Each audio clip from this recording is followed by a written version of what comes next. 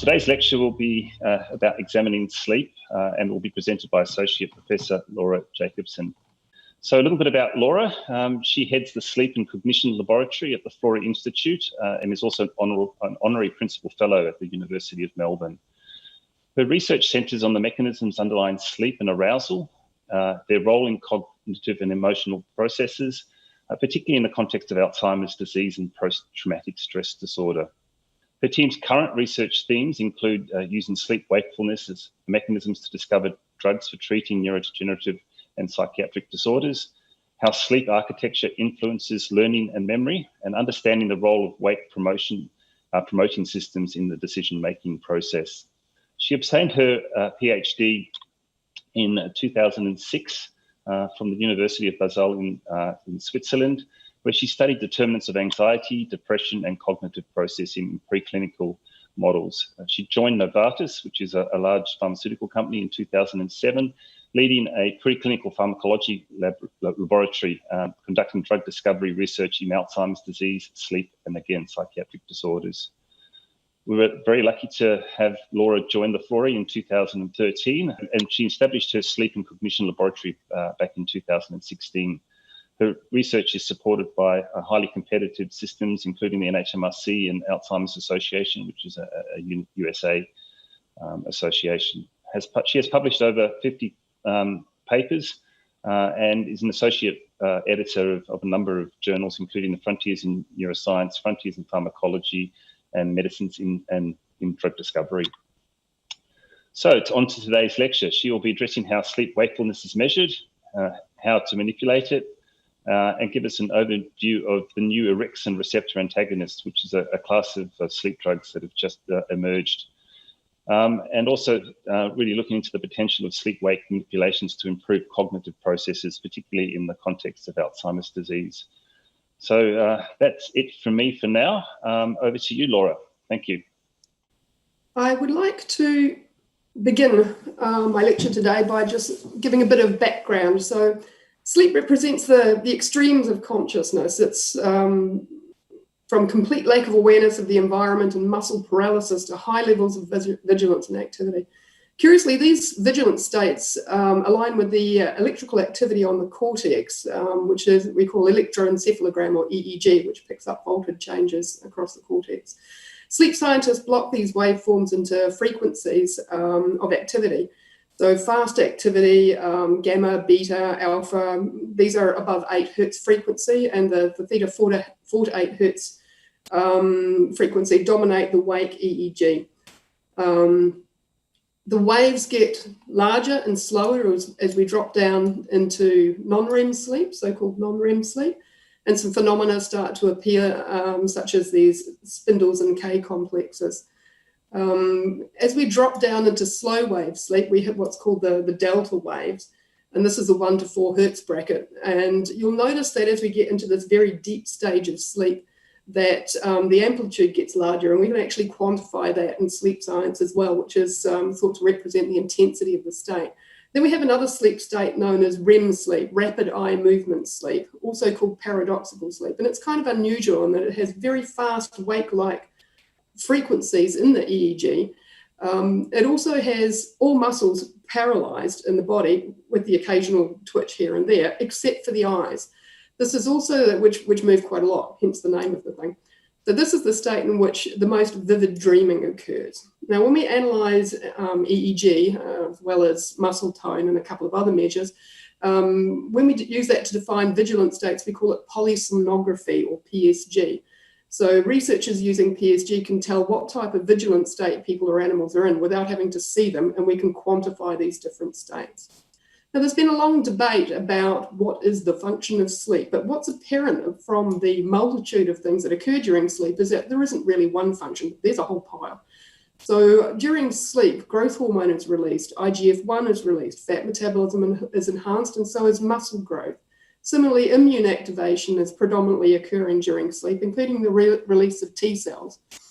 Consolidation of memory, we now know from recent research, is also going on during sleep. And more recently, we've learned that the brain clears its metabolic waste predominantly during sleep. Disrupted sleep is a very common symptom of quite a number of different disorders. Our team, my team here at the Florey, currently focuses on Alzheimer's disease, frontotemporal dementia, post-traumatic stress disorder, and insomnia.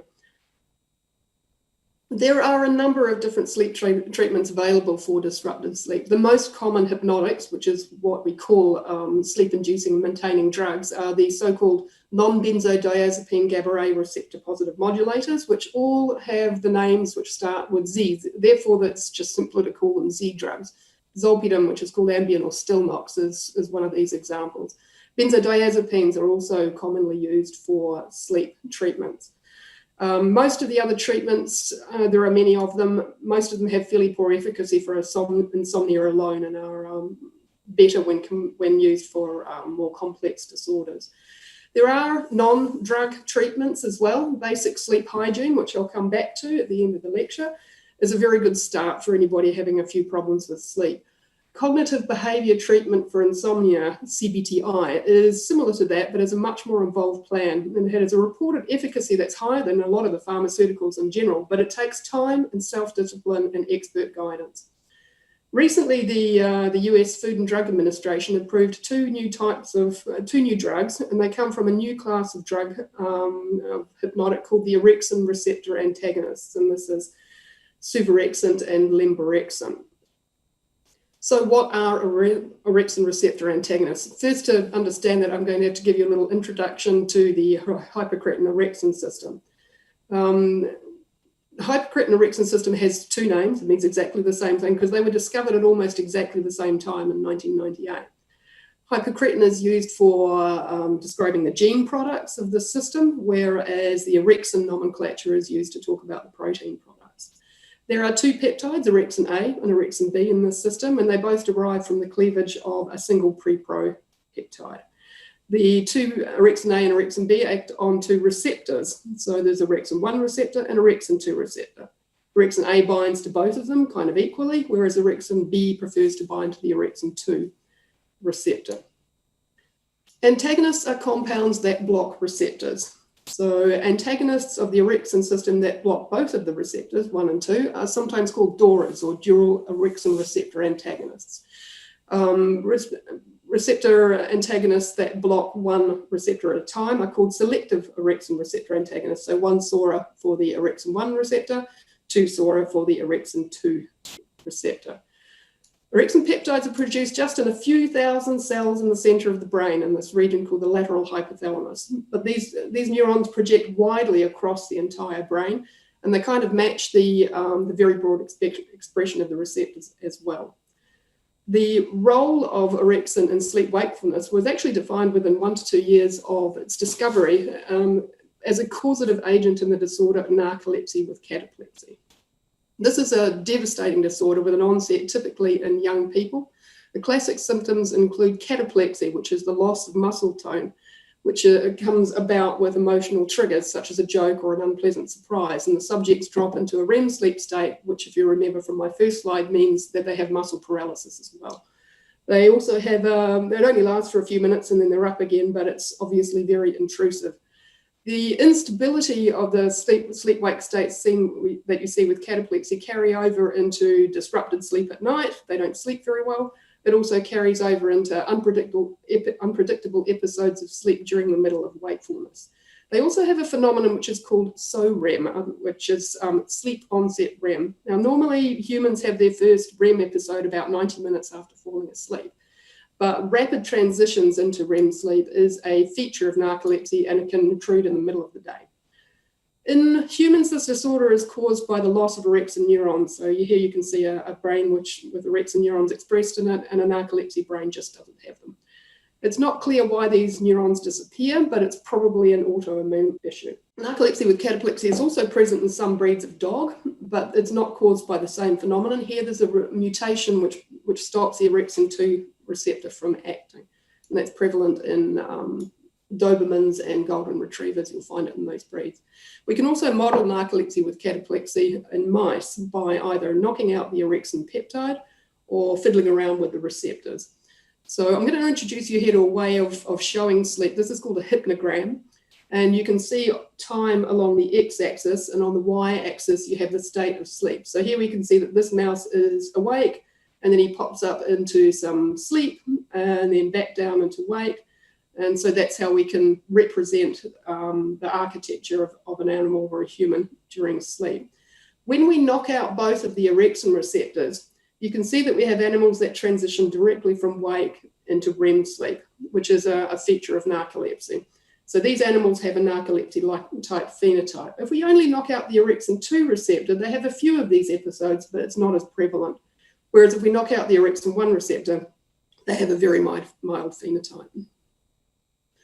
Subsequent to those studies, it was found that orexin neurons are actually only really active during wake. So you can see that the numbers of spikes of orexin neurons firing is a lot more during wake, and then as you drop down into non-REM sleep and REM sleep, they become silent. So on our hypnogram here, we can see that the wake trace is associated with a lot of spiking activity of orexin neurons, and during non-REM sleep and REM sleep, they're very quiet.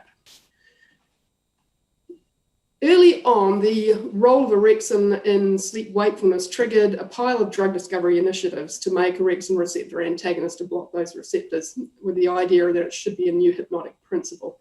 However, the Swiss company Actelion shocked the field when it published on their first DORA, dual orexin receptor antagonist, which they called Almorexin, less than 10 years after the discovery of orexin, which is really fast in drug discovery, particularly given that they were including data from human subjects in a phase 1 clinical study. So I'll show you here that the rat data in their original publication, as you increase the dose of almorexin, you see an increase in REM sleep, and you also see an increase in non-REM sleep. And I'd just like to point out for you here as well another thing, which we'll come back to later, and that is, this is zolpidem, and you can see what it does to REM sleep, particularly in rodents. It really, really knocks it down, while maintaining a reasonable amount of non-REM. You might also notice that the effect on REM sleep looks like it's bigger than the one on non-REM sleep. When I was a member of the orexin receptor antagonist drug discovery team at Novartis, we tested almorexin and orexin receptor knockout mice to try and figure out how it was working. So in a normal wild type mouse, which has no genetic manipulations, you can see that almorexin reduces the amount of wake, it increases non-REM sleep, and it increases REM sleep. Good, no surprises there, we expected that. If you knock out both of the receptors, there's no effect of almorexin in wakes, REM sleep, or non-REM sleep. It doesn't do a thing. But that was important because it tells us that almorexin needs those receptors to be active, and it's not acting through some other sort of receptor. When we go to the orexin 1 receptor knockout mouse, almorexin is still working, reduced wake, increased non-REM, increased REM, but it doesn't work in the orexin 2 knockout mouse. So that tells us that the orexin 2 receptor is absolutely essential for almorexin to have its hypnotic effect. But we noticed something else with this study, and that was that when we have the orexin 1 knockout mouse receiving almorexin, the amount of REM sleep that it has actually looks a lot more than the wild type. The requirement for the orexin 2 receptor for the hypnotic effects of almorexin led our team to focus very much on the idea of generating an orexin 2 selective antagonist as the ideal principle for a hypnotic. This resulted in the first description of an orexin 2 selective antagonist in the literature, and we called it IPSU. It's an abbreviation for a very long chemical name. And what you'll see here is that IPSU managed to increase non-REM sleep quite nicely in the mice. It has a small effect on REM sleep, but this is very different from a dual orexin receptor antagonist. And here I'll show you some data from suvorexin, which is a compound that's been marketed by Merck and is now available for people to take out in public. You can see it has a fairly small effect on REM sleep, but wow, does it increase REM sleep. It really has a big effect there. The improvements that we saw in sort of like not having this massive amount of REM sleep was actually also replicated by the company Janssen, which is part of the Johnson & Johnson group. They have a compound which is called seltorexant, and this one shows a fairly similar profile to our IPSU, in that we have a nice increase in non-REM sleep, and there's not much going on REM sleep, but there's something small going on there. At the moment, there's no orexin 2 receptor antagonists on the market. The closest is seltorexant, which is actually looking really quite nice in clinical studies at present. The enhancement of REM sleep that we see with DORAs, the dual orexin receptor antagonists such as almorexin and suvorexin, translate very well from animals into the clinical studies. So Jake Clark and Maddie Bryan in our lab recently conducted a systematic review. And that means that they went through all of the literature on these compounds and compiled it all together in order to be able to understand the effects of these compounds on human sleep architecture. So this is the summary graph from this paper. Each of these bars represents one treatment arm in one of the many studies that they put together to have a look across these studies. So grey bars represent no effect, green is an increase, and this orange bar is a decrease. And what you can see is that in normal healthy people, that dual orexin receptor antagonists increase total sleep time, but they don't have much effect on non-REM stages 1 or 2. And actually, in one study, it decreased slow wave sleep. In contrast, a couple of studies showed increase in REM in these treatment arms, and a shortening to the REM sleep latency. So that means the amount of time taken before somebody drops into an episode of REM sleep. This was shortened by these compounds. In insomnia patients, the effects were stronger. The majority of studies showed an increase in total sleep time, but this could actually be explained mostly by increases of REM sleep, again with a shortening of the latency to go into a REM sleep episode. There are equivocal effects across the studies on the non-REM and slow wave sleep components, some showing reductions, some showing increases, and some showing no effect at all. But this REM sleep is a very evident finding across these compounds in clinical studies. But where does it come from? No other hypnotics increase REM sleep. All of them either typically reduce or abolish it altogether. So we were curious, is this the combination of the orexin 1 and the orexin 2 receptor? What are the consequences of increasing REM sleep? To answer these questions, Maddie Bryan in our lab did some tests to combine different doses of orexin 1 and orexin 2 selective antagonists. So we have the 2-SORA, this one's called MK1064. We have a selective orexin 1 receptor antagonist, and she has some combination doses. We have vehicle control. We also started with the experiment, we dosed animals in the dark phase, which is when mice are normally awake and active. And that's so that we could see a maximum range of effect. If they're already asleep, it's harder to see these effects. So to measure these, the effects on polysomnography, we attached EEG, EMG head mounts to mice, and then we ran the experiment over 3 days. First, we just habituate them to being dosed with water, so they're used to getting a drug through their mouths. Then we dose with the vehicle, and then we dose with the compound on the following day, and we compare these two. So we'll first look at the dose response of the orexin 2 selective antagonist, which is called MK1064. So we've got the different sleep states across the top, and we have the different doses running down. So you can see that MK1064 nicely increases non-REM sleep, and that this is dose dependent. It doesn't do very much on REM sleep, but this little piece here, if you just sum that amount, you'll see that that there is a small effect on REM sleep as well. When we add the orexin 1 receptor antagonist at the same time as we dose MK1064, you can see that we massively increase the amount of non-REM sleep, and that this is dose dependent.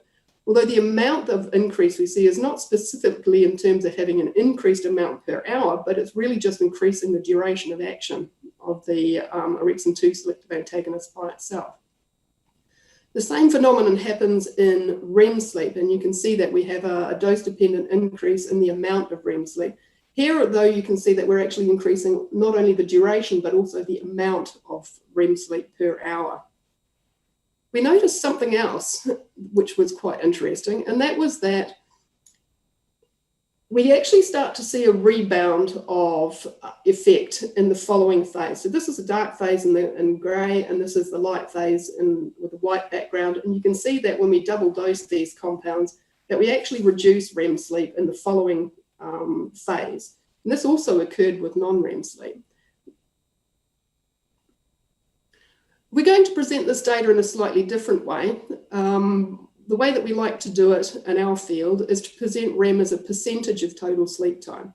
So you can see when we dose MK1064, the orexin 2 selective antagonist by itself, we don't actually change the amount of REM sleep as a percentage of total sleep time. Very minor effects on that.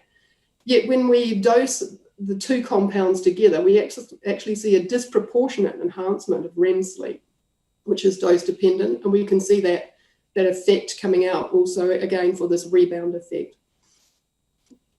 So these studies told us that orexin 2 selective antagonists are quite nice in that they increase non-REM and REM in a fairly balanced physiological sort of way. However, when we add an orexin-1 receptor antagonist to it, we increase the efficacy of the orexin-2 selective antagonist, both in REM and non-REM. This means to us really that both of these receptors, orexin-1 receptors and orexin-2 receptors, are involved in sleep regulation and sleep architecture. But when we add the orexin-1 selective antagonist, we drive up REM sleep when it's combined with the orexin-2. So this suggests to us that indeed, yes, the aim of our study was to find out, is the 1-SORA driving up REM sleep when combined with the orexin-2? And the answer to that is yes. We also found that rebound was modulated either by the orexin-1 receptor or possibly by the enhancement of REM sleep. We can't separate those two because they kind of happen together. And that's interesting because nobody else had described that before, so that's a new finding. And I'll just remind you once again that benzodiazepines and Z drugs are quite good at increasing non-REM sleep, but they abolish REM sleep. Now, if you put those two results together, we can now say that we can manipulate sleep architecture pharmacologically, which is fantastic. But what use is that? Having a hypnotic principle that increases REM sleep brings quite a lot of advantages to the study of REM sleep functions. In our lab, we're really interested in the effects of REM sleep on emotional memory consolidation, which has been considered one of the more reliable roles of REM sleep and has been published on many times by expert groups. However, all of those studies to date, whether human or animal, have used REM sleep deprivation as opposed to enhancement because there wasn't anything to enhance REM sleep. And they also did correlation analyses to try and to draw these conclusions. But now, of course, we have the ability to validate that REM sleep is having these effects because we've got a new tool in the toolbox with our pharmacological manipulations using orexin receptor antagonists. So we wanted in our lab to test whether or not enhancing REM sleep influences emotional memory. For our first experiment, we chose a CTA paradigm, conditioned taste aversion. This is an associative learning phenomenon where an aversion to a specific taste is generated when you pair it with malaise. It's a naturally occurring phenomenon. You'll see it in everything from mammals to invertebrates. And if you out there have felt sick after eating a new food and you never want to eat it again, then congratulations, you have a CTA. Experimentally in rodents, we generate a CTA by giving them saccharin, which they absolutely love, and then pairing it with an injection of lithium chloride, which makes them feel ill. And that makes a long, robust aversion to saccharin.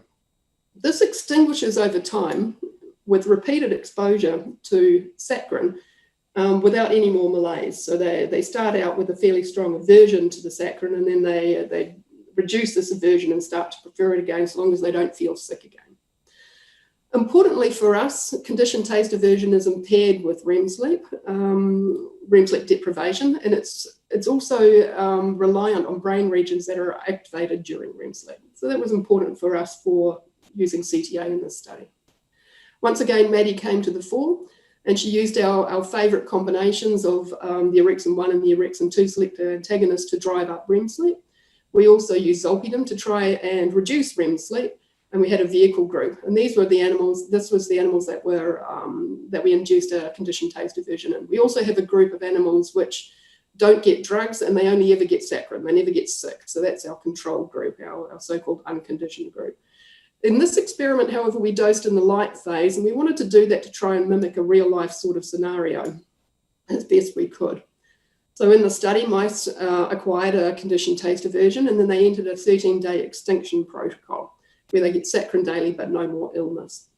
And of course, the unconditioned group never get ill in the first place. And then we recorded polysomnography at various points during the experiment. The CTA data is presented here. So here is the unconditioned group that got saccharin, and they like saccharin, they have a low aversion to it.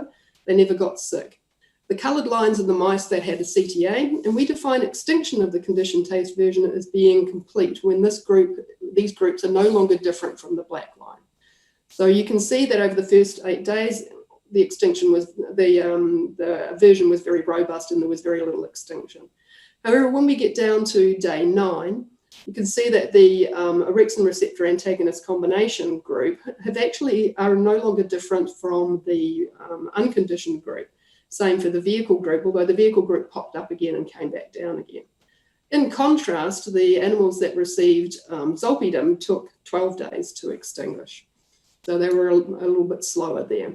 Now, this is not a dramatic effect, but it was a real-life type of scenario, and it does suggest to us that the orexin receptor antagonist combo was superior, at least to zolpidem. Analysis of the sleep showed that indeed our orexin receptor antagonist combo increased REM sleep just for the first couple of hours into the light phase, and that REM sleep was decreased by zolpidem. So these data do suggest that indeed manipulating REM sleep can influence the consolidation of emotional learning in a bi-directional way. So we also took our newfound power to manipulate sleep architecture into the study of Alzheimer's disease. So aging in general changes sleep wakefulness, and this is greatly exacerbated in Alzheimer's disease. Changes to sleep wakefulness disruptions are very common in Alzheimer's disease, and they occur early. They include reductions of REM and non-REM sleep and increased wakefulness, and sleep fragmentation during the night and excessive daytime sleepiness during the day, which starts to look a lot like narcolepsy.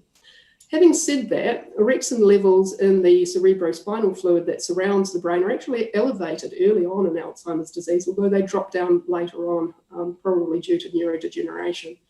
Also later on in Alzheimer's are shifted circadian rhythms. And the thing that's important to note from this slide is that these disruptions occur in unison with the development of symptoms and underlying pathology, which has led many people to say that these sleep wakefulness disruptions and AD are both causal and bidirectional. And just to point out that right now there aren't any really good treatments for improving sleep in Alzheimer's patients. The brains of people with Alzheimer's disease are characterized by the aggregation of two classical pathological hallmarks. That's amyloid beta plaques and tau neurofibrillary tangles. In addition to the aggregated species, these two substrates also have soluble species, and they are regulated by the sleep-wake cycle. So neuronal activity during wakefulness is associated with increases in A beta and tau in the fluids that surround the brain and in the brain tissue itself, and they're reduced during sleep. If you do an acute sleep deprivation in humans and animals, you see that the A beta and tau actually extend elevated levels of secretion into the normal sleep phase. Since the aggregation of A beta and tau is concentration dependent, as you might expect, if you chronically sleep deprive animals, which are models of Alzheimer's disease, you get an increase in the deposition of both amyloid beta and tau. The other thing that comes from this type of understanding of this phenomenon is that it would also suggest that improving sleep might help to reduce the buildup of tau and A beta, but this actually, curiously enough, hasn't been studied before. Our team got very interested in tau in particular following the work of one of the famous neuropathologists, a guy called Heiko Braak, who showed that tau pathology starts really early in humans compared to amyloid beta, and particularly in the brain systems that control wakefulness. In addition to human studies, what we see in tau transgenic mice, which have a genetic knock-in of human tau, they actually are awake more and sleep less than their control mice as well. So in this particular tau model, you can see an increase in wakefulness and reductions in REM sleep and non-REM sleep. Ryan Keenan in our lab, a very talented PhD student, also showed the same thing in another tau transgenic model, where we can see a dramatic increase in wakefulness during the dark phase and reductions in both REM sleep and non-REM sleep. Ryan and our team set out to use this model that we have, which is called RTG4510, this tau transgenic mouse, to ask two questions. If we reduce tau in these animals, can we improve the sleep-wake deficits? And similarly, can we do the reverse? If we improve sleep, can we reduce tau and the associated symptoms that go with it? So we did 3 experiments to explore this. So RTG4510 tau transgenic mouse has a really cool genetic trick. You can turn off the tau transgene by feeding it the antibiotic doxycycline in the food. So we did that to inactivate the tau transgene. We also dosed our favorite orexin receptor antagonist, which I'll come back to. All 3 of these studies started with mice that are 4.5 months old, which is when there is some pathology, but really broad spectrum neurodegeneration, which is a feature of this model, is not so effective.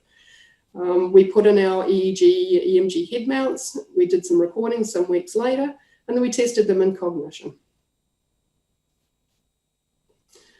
So in study 1, reducing tau using doxycycline in the food reduced soluble tau in the brain. which was great. That's what we expected it to be able to do.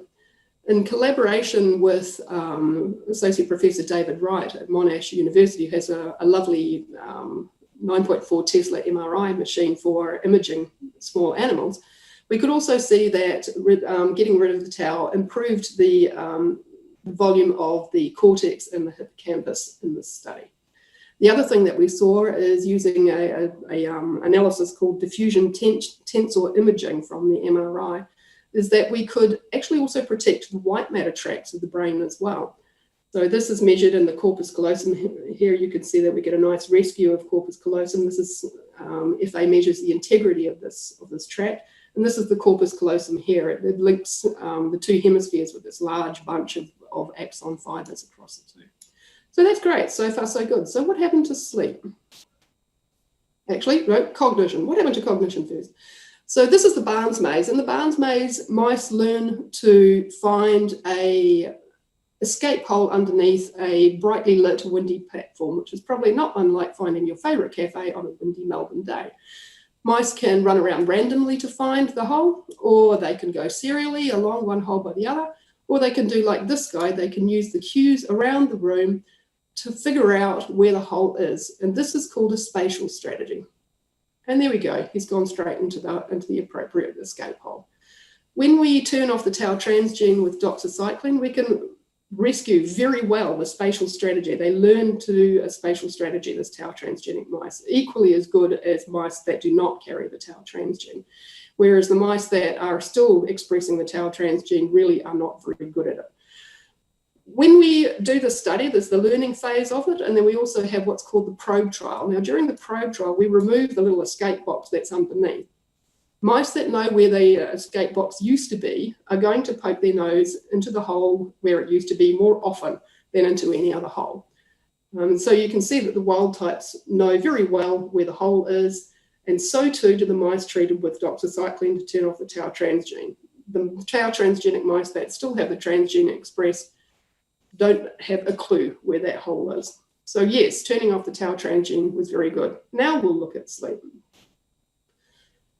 The hyperarousal phenotype that we saw in these mice was actually completely untouched by reducing tau. So control mice are in the black line here, and that's the wild type mice, and the two transgenic groups are in the blue and the green. So the doxycycline diet is in the blue, and you can see that there was no change of wakefulness. They're still just as hyper-aroused as the untreated mice. Same problem in non-REM sleep. There's no effect there, and there's no effect in the dark phase of the REM sleep. But what we did notice was that there's actually an improvement in REM sleep in the late light phase. So armed with this knowledge, we used Orexin, which we know enhances REM. We dosed it daily in exactly the same type of experiment, 4.5 to 6.5 months of age, to enhance REM in the late light phase to see whether or not we could improve cognition and other phenotypes of this animal. And Orexin did exactly what it was supposed to do. So here we are dosing in the late light phase. We had very little effect on wake. We had very little effect on non-REM, but we had a lovely big effect on REM sleep. So the vehicle-treated mice are in green, and you can see we get a lovely big increase in REM sleep. So that's great. Where am I? Nope, there. However, Orexin dosed in the late light phase didn't do anything of importance to the memories of these mice. So here we go, mice should be poking their noses in the zero hole, and the mice treated with Orexin, even though they have enhanced REM sleep, showed no improvement versus animals that were vehicle treated. Similarly, we got no changes in the amount of soluble tau in the brain. We then decided to test the mice on the strongest phenotype that we've seen, which is this hyperarousal phenotype during the dark phase. So in our next experiment, we used our favorite Orexin 2 selective antagonist, which is MK1064, which gives a nice balanced increase in non-REM and REM sleep. And the idea was to use that to replace this wakefulness. So we did the same design again, dosing mice from 4.5 to 6.5 months of age, but this time in the early dark phase when the mice are normally very much awake. And it worked to treat. So once again, if we have a look at the Vehicle-treated tau transgenic mice are in the green, and the suvorexin-treated mice are in the blue. And you can see we massively reduced the wakefulness during the early dark phase. We increased non-REM sleep, and we even increased REM sleep a bit in a fairly nice proportional way. I haven't got the data here to show you, but I'll also tell you that we actually managed to enhance slow wave sleep in these mice. The response profile in sleep carried over into their cognitive performance. So here we can see again that these animals are, the wild type groups are doing very well at the task in the probe trial, in the Barnes Maze probe trial. And we can see that we've got some improvement also in the mice that were given MK1064. There was actually also a very slight reduction in the soluble tau levels in the brain, both in the hippocampus and cortex. So to summarize what we've seen with the studies in Alzheimer's disease models, we saw that tau overexpression dramatically disrupts sleep wakefulness, increasing the amount of wakefulness and reducing sleep. And reducing tau improves neurodegeneration and cognition, but it didn't do much to the hyperarousal phenotype, in fact, nothing at all. Similarly, when we approached the sleep phenotype of these animals by trying to enhance REM sleep, which we managed to do, it didn't really help the cognition or their levels of tau in the brain. But when we replaced the hyperarousal with balanced non-REM sleep and REM sleep using our Orexin 2 selective antagonist, it was beneficial. So one of the things we want to do now is figure out whether or not MK1064 worked by reducing the hyperarousal or by increasing the sleep. And that might sound like a hard thing to do, given that sleep and wakefulness are kind of like a yin-yang thing. But actually, with our newfound power to manipulate sleep architecture, we could test this idea by using suvorexin in the active phase of the mice. So we could reduce hyperarousal with that, but have a minimal effect on non-REM sleep. And that's a study that we hope to be able to do in the future. Overall, I'd like to bring it all together now, and I hope that I've convinced you that we now have a newfound power to manipulate sleep architecture using orexin receptor antagonists. This opens new avenues for investigating the possibilities of sleep-mediated therapeutics, and I've shown you some data today to show that enhancing REM sleep can improve emotional learning, and that manipulating hyperarousal and slow wave sleep and non-REM sleep and tauopathy could also be of benefit. It's also key to really understand the nature of the sleep disruption in each of the specific disorders in order to be able to use sleep architecture to correct those deficits. And if we can do that, we may be able to gain some therapeutic advantages for people with disorders that are characterized by altered sleep wakefulness architecture. So I'm almost at the end of my talk now, but I just wanted to, in these COVID days, we should have a little discussion about sleep hygiene. Now, these are simple things that people can do to try and improve their sleep. So one of the things that's really quite obvious is we all set alarm clocks to get up in the morning, but really going to bed at a regular time is just as important. And when you do start to prepare yourself to go to sleep, it's really nice to have a routine so that you do a similar sort of thing that helps you to relax and move yourself towards sleep in a reliable and regular way. The body needs routines like this. It's very helpful.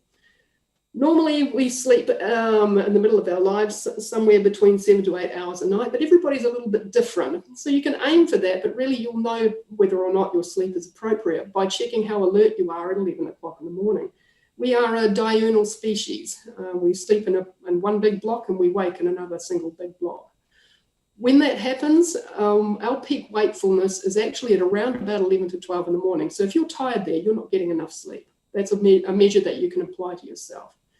Now, curiously enough, wearing socks to bed is actually quite a good thing to do because the body temperature drops during sleep in a way that you can trick the brain into thinking that its body temperature is doing the right thing, is to actually increase the warmth of the extremities. Exercise is wonderful for improving sleep, but you need to be doing it in the daytime, not too close to the time when you go to bed, so at least 3 hours away from going to bed. There's a series of don'ts. Your bedroom is a place where you sleep. You should not have phones or computers or TVs. These things don't help you to sleep, particularly because they also emit quite a lot of blue light. And blue light suppresses melatonin, which is the natural hormone that helps us to sleep.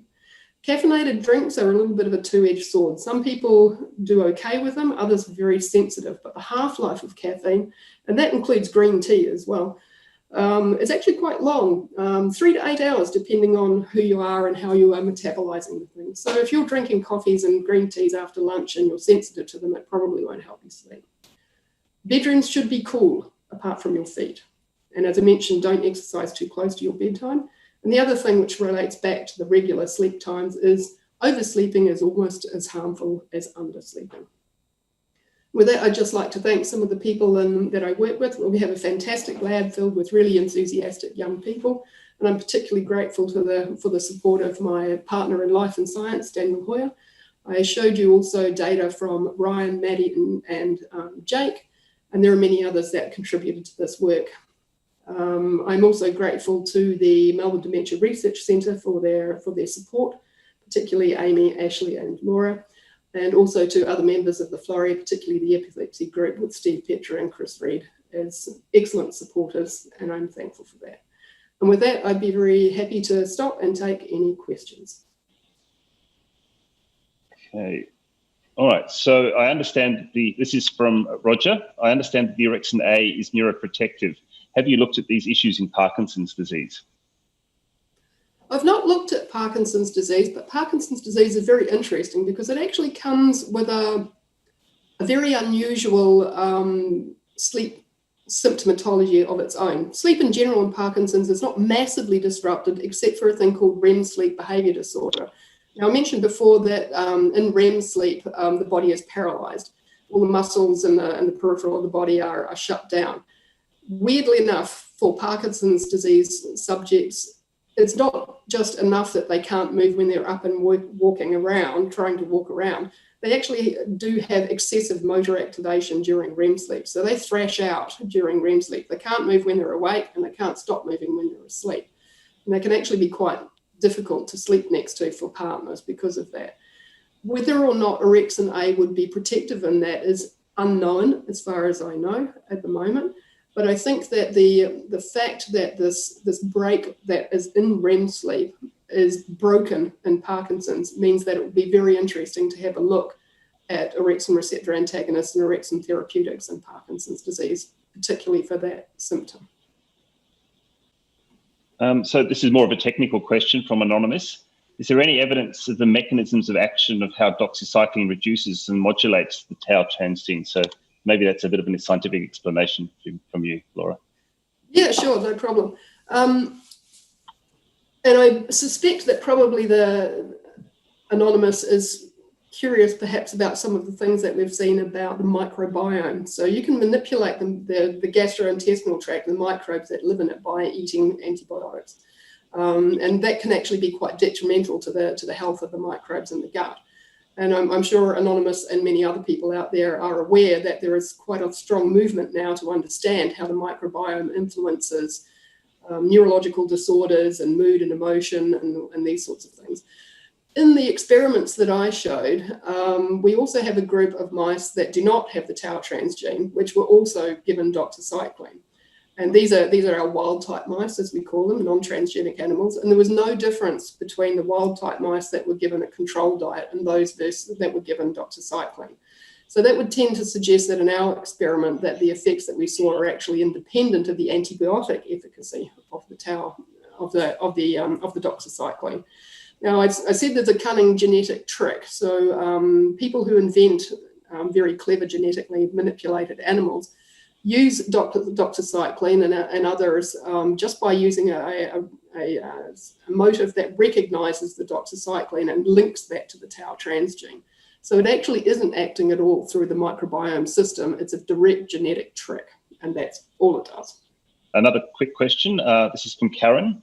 Many people are experiencing increases in dreaming frequency and vibrancy during the lockdown. Can you explain why this might be the case? I have a feeling I know what the answer to that one is. And I mentioned early on in my presentation, the way that people sleep, that humans sleep, we normally sleep, curiously enough, in 90-minute blocks. And at the first few 90-minute blocks, the REM sleep comes right at the end and there's not very much of it. But as you go through the night, the amount of REM sleep in these 90-minute blocks increases. And that's why quite often in the morning, you'll wake up with a dream fresh in your mind. Whereas if you wake up fairly early in your light sleep, you might not remember anything because you dream most vividly during REM sleep. My suspicion is that during these crazy lockdown days, our sleep-wake patterns are probably a lot more dysregulated than they used to be.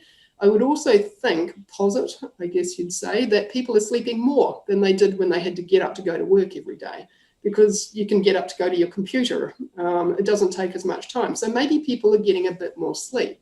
If they're getting more sleep, then they're probably getting more of those blocks of REM sleep that come in the late sleep phase. So my suspicion is the more dreaming is coming simply because we're sleeping longer. The question is that a bad thing? And I actually think probably what it suggests is that maybe the sleep time that people have normally when they're doing normal non-COVID going to work every day, maybe it's not quite long enough. Okay. So another one from Barbara. Does alcohol affect sleep? Oh, yes, alcohol does. But alcohol is a weird beast in its own right when it comes to sleep. So low levels of alcohol, when you have low amounts of alcohol in the bloodstream, is actually quite excitatory, and it increases activation and wakefulness and gregariousness and all those sorts of things that people go to the pub for. When you increase the amount of alcohol, however, it starts to have the opposite effect, and it increases sleepiness, and it actually takes us not so much into a stage of sleep which is like a physiological sleep. It becomes more like anesthesia, which is not very natural. So one of the things that happens for people that drink a little bit in the evenings is you might get a little bit up and then it'll go away and you'll go back to sleep. For people who drink a lot in the evenings, you'll start off with excitation and then you'll fall asleep. But as you fall asleep, your body is metabolizing the alcohol. And when it metabolizes the alcohol, it drops down in your bloodstream. And when it drops down, it actually becomes excitatory again. So it'll probably wake you up at about 2 or 3 o'clock in the morning. So that's what can happen with alcohol. Low dose, okay. High dose, not good for anything, including sleep. Oh, excellent. I like this one. In the context of a physical space, apart from blue light issues and other things, are there other things that could be done to enhance sleep quality? Yeah, blue light is, as I mentioned before, has this association with melatonin, which is we need to have nice high levels of melatonin to help us sleep at night. But that, as the questionnaire has pointed out, there's other things. Noise is a problem. So some people are very, very sensitive to noise, others less so. But if you're one of those ones who is sensitive, you might want to consider trying to keep your bedroom as calm and as quiet as possible. Having also, the other problem with devices that is not just the blue light. If they go bing in the middle of the night, that's also incredibly unhelpful. So noise is a problem. Blue light is not the only problem. It's good to have good blackout blinds for all incident light. So incident noise, incident light at night are not very good for sleep.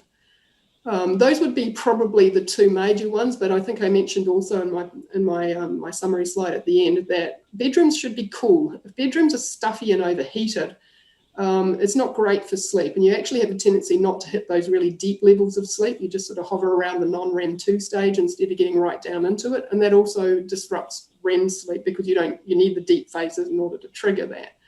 So some people will notice that their children sleep like wild animals with arms and legs all over the place. And part of the reason for that is because they're naturally trying to regulate their body temperature. If you tuck your kids in too strong and they're too hot, they'll do that, and that can actually wake them up a little bit. So temperature in the bedroom is really quite important as well. The last question I have, I understand that deep sleep rather than REM is more significant in the development of Alzheimer's. Is there a truth to this? Well, the studies that we've conducted would also point in a similar sort of direction, that enhancing good slow wave sleep is probably more important than REM sleep in Alzheimer's disease. It's a little hard to pull that apart because in Alzheimer's disease, REM sleep is disrupted equally as much, if not more so, than non-REM sleep.